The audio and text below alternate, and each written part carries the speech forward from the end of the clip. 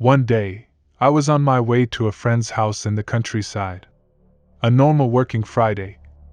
By evening, anticipating the taste of sausages and beer, I was already rushing by car along the highway from the city towards the village. The village was not far away, about 30 kilometers from the town, and I knew the way by heart so well that I could get there with my eyes closed.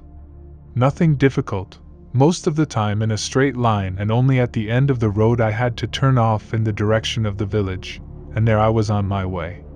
This day it was raining with a thunderstorm and the visibility of the road was poor, so I drove slower than usual. It was not in my plans to have an accident today.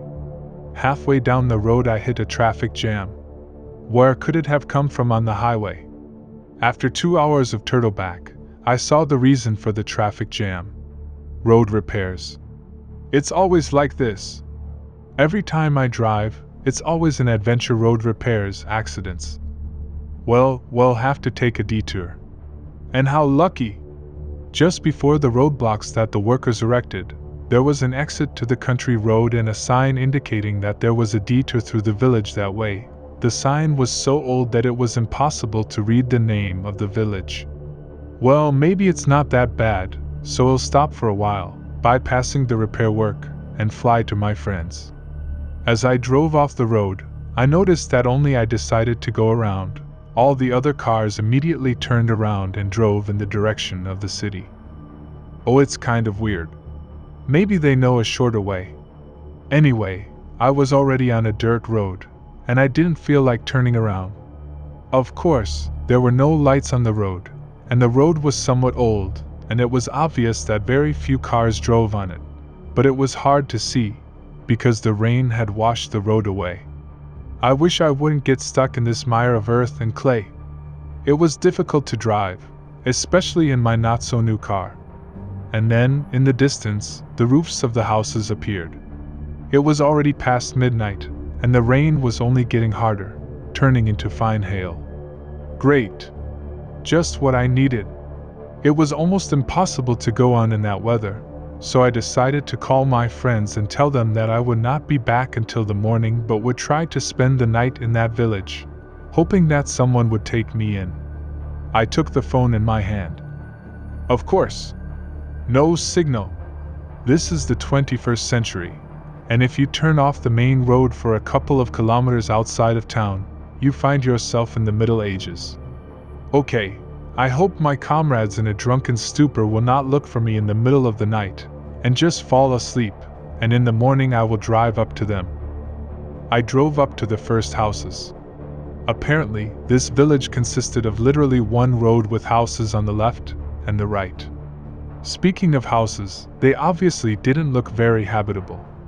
What was it with the other houses, I did not see, but the first two threw me into a small shock.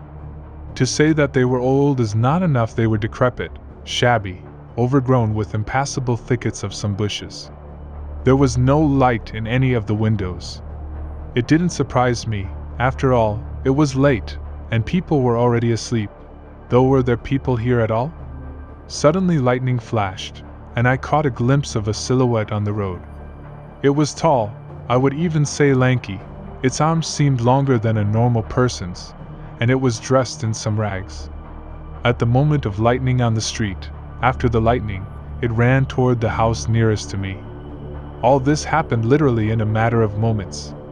I wondered if the poor visibility and fatigue had made me think it was some kind of monster. It was, of course, a man fleeing from the hail and running to his house. I explained to myself.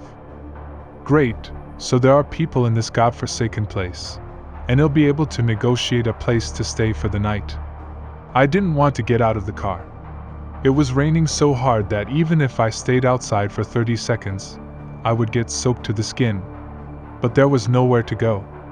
To spend the night in the car is not an option at all. I drove as close as possible to the house where the man had run to. I took my bag and some money with me in case the owners asked for payment for the night, and, pulling myself together, I jumped out of the car. I ran towards the front door of the house, under the porch. I got soaked. It became instantly cold.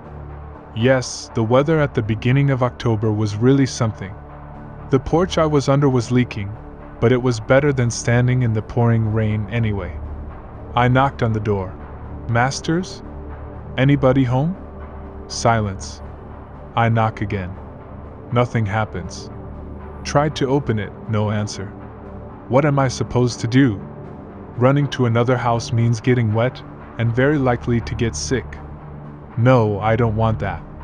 Maybe I should go around the house and see if there was another door. With this plan in mind, I followed the wall of the house around the corner, glancing briefly out the window. For a second I thought I saw some movement there. Somehow, through a thicket of impenetrable bushes, I made my way to the back of the house. There was indeed a door here, facing the vegetable garden. Though I'm not sure these standing crosses were a vegetable garden, so, wait, crosses? Why would there be crosses here?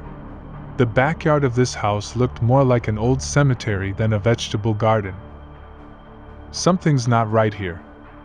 I did not have time to think about what I saw, because behind me with a wild creak, the door opened. I dove in without thinking for a moment. The door closed. There must have been a draft. The house smelled musty, damp, and like it was burning. Well, at least now the rain wouldn't bother me. I picked up my phone and turned on the flashlight, glimpsing that the phone had 15% of its charge. I started to move the flashlight around the room. A table, a chair, a mug, plates, yep, I was in the kitchen. That's when I remembered, as if I had barged into the house uninvited and I should at least let the owners know I was here. Hosts? Will you accept a guest for the night? If anything, I can offer you some money for your help. Silence, and only the sound of drips on the roof. Well, if no one is here, then maybe I can sleep overnight unnoticed, and if the owners come, then I will explain everything in a kind manner. Okay, here's the plan. We need to find at least a bed. We can't sleep on the floor. I definitely can't find a bed in the kitchen, so I need to sneak inside the house. The floor creaked loudly under my footsteps. The atmosphere was not so good. The night, the old house with its own cemetery in the backyard, the creaky floor, all the horror movies combined came to mind. A chill ran down my spine. I walked through the kitchen and into a small room. There was a huge clock on the wall. You know, the one that struck every hour as many times as the time was right now. It looked very old. Also in this room, I saw a table with some rags on it, stained with soil or something else. The room was in a terrible state.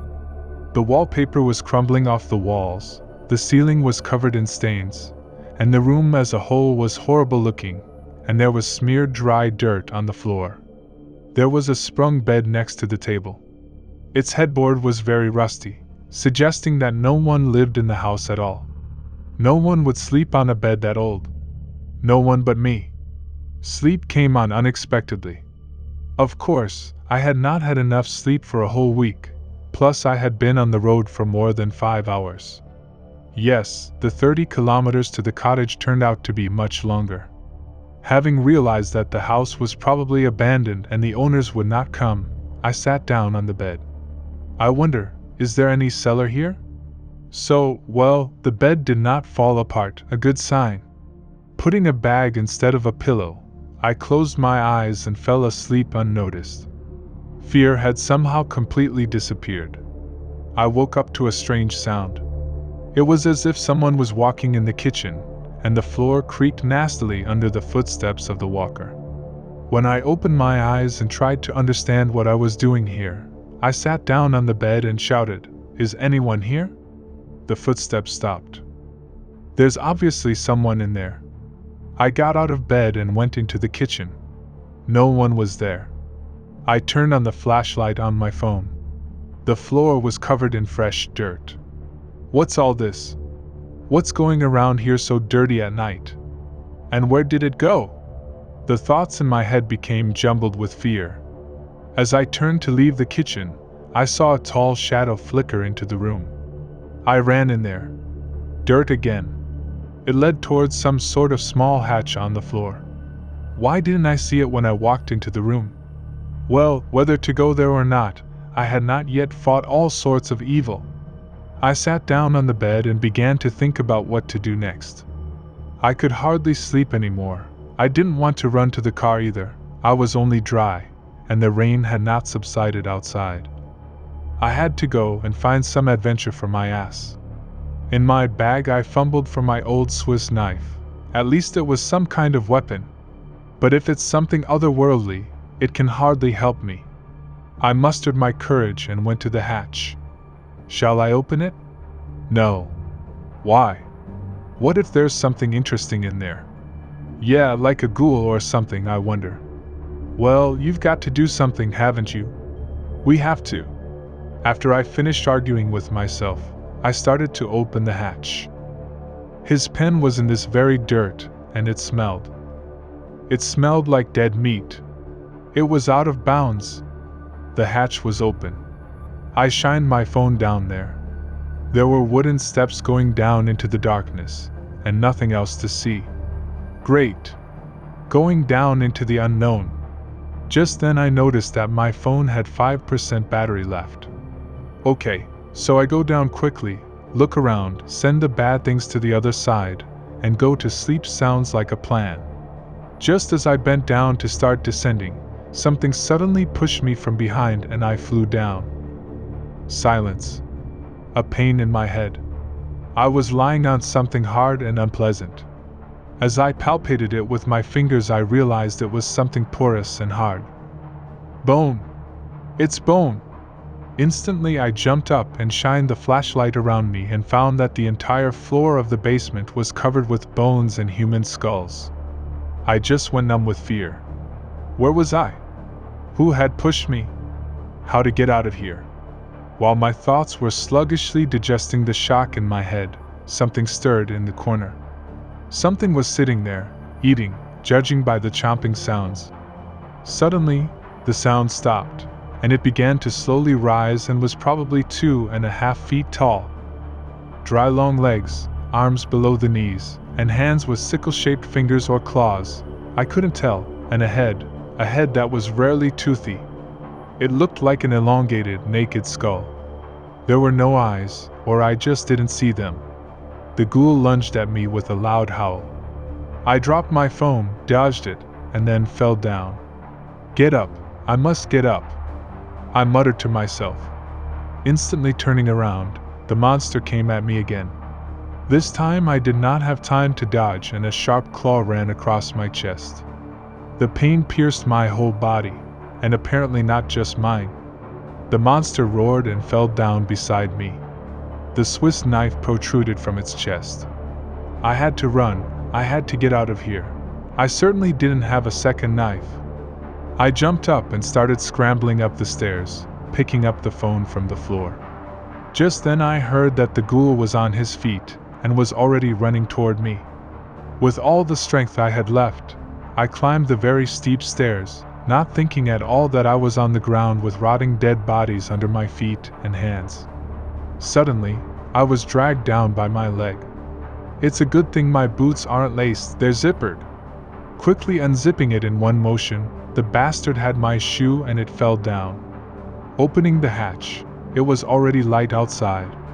With a quick movement, I grabbed my bag and with all my might I crashed into the front door, the one that was locked, hoping that I would kick the hell out of it.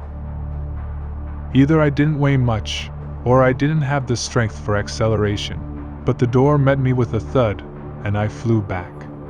The deadbolt. There was a deadbolt on the door. I was blind. I got up quickly, ran to the door, removed the deadbolt, and then I heard a nasty gasp behind me. Without looking behind me, I opened the door, rushed out of the house, and ran to my car. It had already stopped raining, and there was fog on the ground. I got in the car and instantly yanked off the handbrake and drove off. I looked in the rearview mirror and there. All I can see is an old cemetery and no houses. And on the street there were about 5 of those scary creatures, looking after me. I made it to the cottage though. My friends were speechless when they saw me in the morning. Dirty, with a bloody cut all over my chest, without a shoe, all disheveled. I told him everything. My friend looked at me in bewilderment and said, "There is no village there. There's only an ancient cemetery, and it was built after." Wait, there was a village, but it burned down over 100 years ago. Everyone who lived there died. And all the inhabitants were buried there, in the place where the village had burned down. Yes, I think we'll take a different road home.